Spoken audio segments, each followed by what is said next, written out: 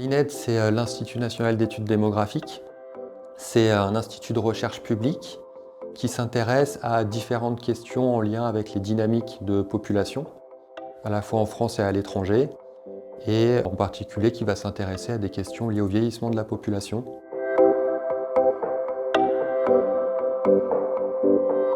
Les politiques publiques de l'autonomie en France, mais de manière assez semblable dans d'autres pays, se structurent globalement autour de deux modes de prise en charge principaux. Le premier, c'est une prise en charge qui s'organise en domicile ordinaire.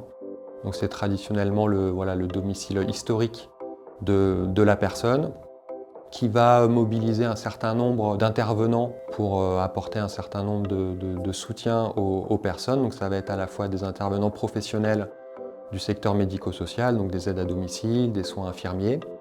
Et ce qui caractérise assez nettement ce mode de prise en charge, c'est l'intervention très significative des proches aidants, qui apportent un soutien très conséquent aux personnes qui ont besoin d'aide dans les activités de la vie quotidienne. Donc ça représente à peu près 800 000 personnes en France, donc c'est on va dire 60% des personnes âgées en perte d'autonomie.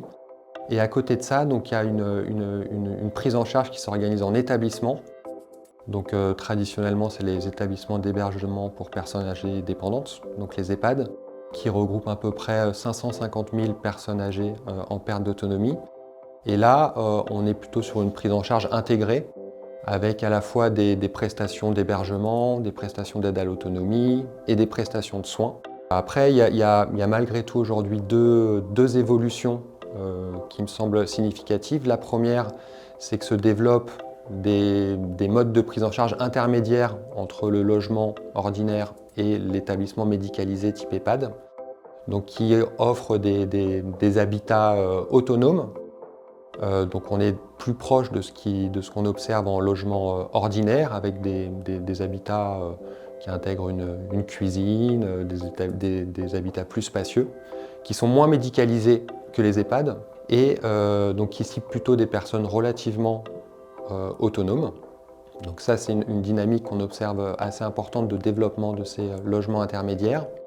Et la deuxième dynamique, qui est une tendance à vouloir inscrire nos politiques publiques dans un virage domiciliaire, donc avec l'idée de prioriser en quelque sorte le vieillissement en dehors de l'EHPAD, donc plutôt en logement ordinaire, mais aussi de faire de tous les lieux de vie, et en particulier de l'EHPAD, des véritables domiciles, c'est-à-dire des lieux, des véritables chez-soi, pour les personnes, quel que soit l'endroit où elles vieillissent.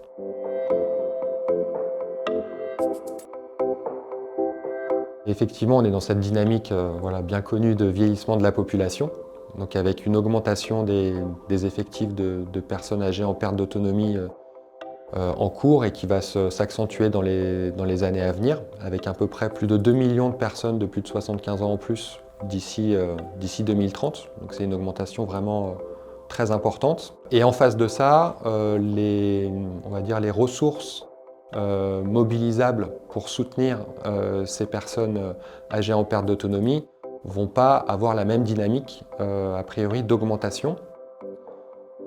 Le choix a été fait de ne pas augmenter les capacités d'accueil en EHPAD de manière proportionnelle à cette augmentation.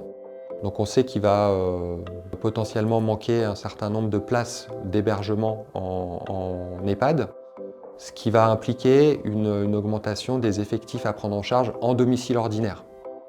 Donc c'est une augmentation quantitative du nombre de personnes à prendre en charge en domicile ordinaire, mais c'est aussi une évolution de la structure de cette population, puisque les personnes qui aujourd'hui sont en EHPAD et qui demain vieilliront sans doute plus probablement en domicile ordinaire auront des besoins plus importants, auront des états de santé plus fragiles, potentiellement moins de ressources en aide familiale que celles qui vivent actuellement à domicile. Donc tout ça pose un certain nombre de questions sur à l'avenir comment on va répondre à ces besoins croissants en domicile ordinaire, dans un contexte qui est aujourd'hui bien documenté de fragilité forte du secteur médico-social.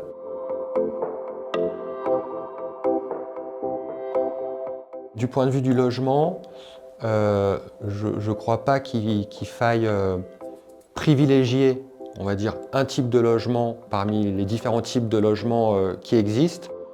Il faut, à mon avis, plutôt au contraire stimuler une diversité de l'offre, c'est-à-dire à la fois consolider tout ce qui touche à la prise en charge en logement ordinaire.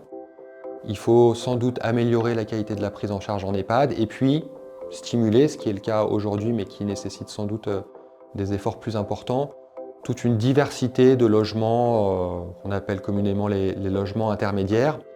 Tout ça parce que la population âgée a des besoins, des attentes, des aspirations différentes. Et plus on aura une palette large d'offres, mieux on répondra aux besoins des uns et des autres.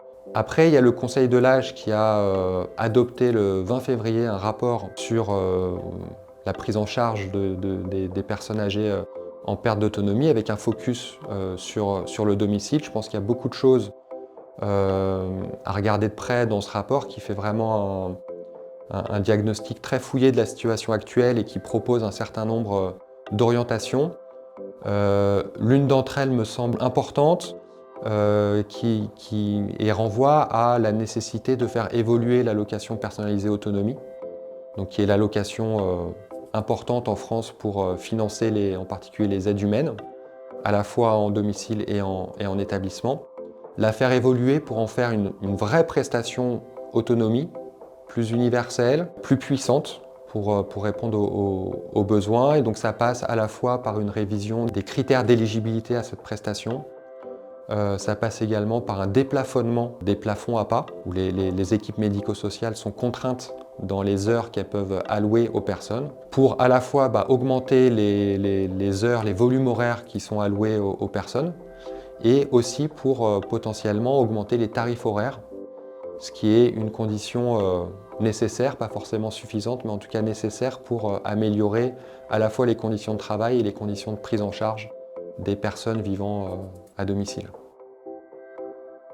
Moi aujourd'hui, là, je porte un projet qui vise à interroger et faire la comparaison entre les politiques qui ciblent le grand âge, qui ciblent en particulier les personnes âgées en perte d'autonomie, et les politiques du handicap, puisqu'aujourd'hui on est en France sur un modèle de segmentation de ces politiques.